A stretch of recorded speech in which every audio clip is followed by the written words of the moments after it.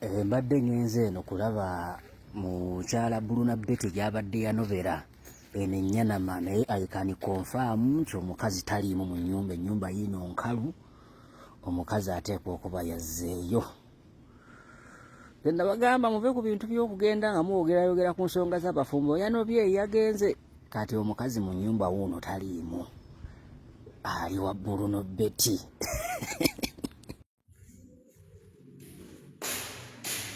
Omukyala adde anywa munika wayini.